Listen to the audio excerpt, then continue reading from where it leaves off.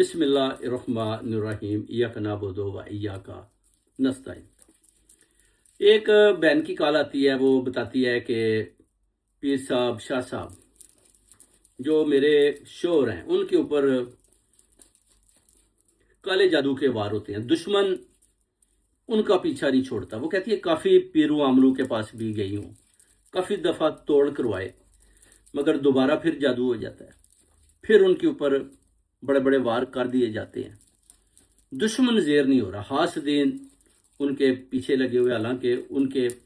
بہت اچھا بزنس تھا، چلتا پھرتا بزنس تھا۔ وہ کہتے ہیں اپنا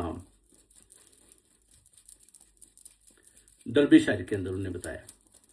اور ایک ہوٹل بھی تھا، وہ کہتے ہیں وہ بھی کسی نے دا لگا کر ان سے لے لیا کہ جناب اس کی میں جو باقی پیسے رہ گئے میں پیمنٹ کر دیتا ہوں، تو بعد میں آپ کو واپس کر دوں گا، اور وہ بھی قبضہ کر چکا ہے۔ اب آپ بتائیں کہ جو ہمارا مددگار ہے وہ کون ہے؟ کوئی ایسا طاقتور وظیفہ دیں،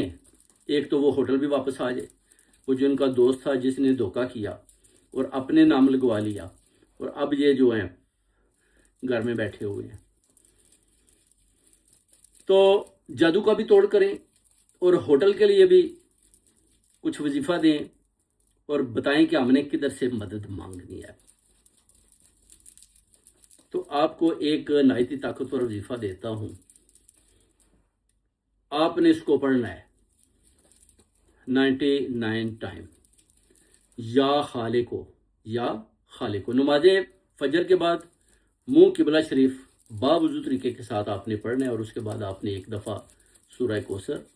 ایک دفعہ سورہ شمس، اور ایک دفعہ سورہ اخلاص، اور 14 مرتبہ درود پاک شریف پڑھ کر آپ نے ہدیہ اہل بیت کی نظر کر دینے۔ جب آپ ہدیہ اہل بیت کی نظر کر دیں گے تو انشاءاللہ آپ دیکھیں گے کہ 70 فرشتے دوڑتے ہوئے آئیں گے،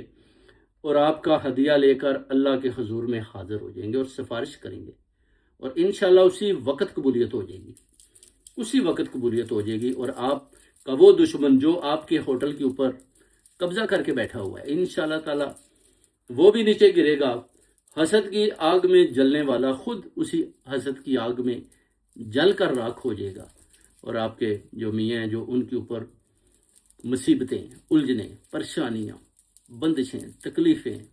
آئی ہوئی ہیں، انشاءاللہ جو رستوں میں رکاوٹیں ہیں فرشتہ فطرس پر مار کر صاف کر دیں گے، اور آپ کے رستے بالکل صاف ہو جائیں گے، اور اس کے بعد آپ کی منزلیں قریب ہو جائیں گی، اور شیطانی اور جناتی عمل گھر سے باہر چلے جائیں گے، اور فرشتے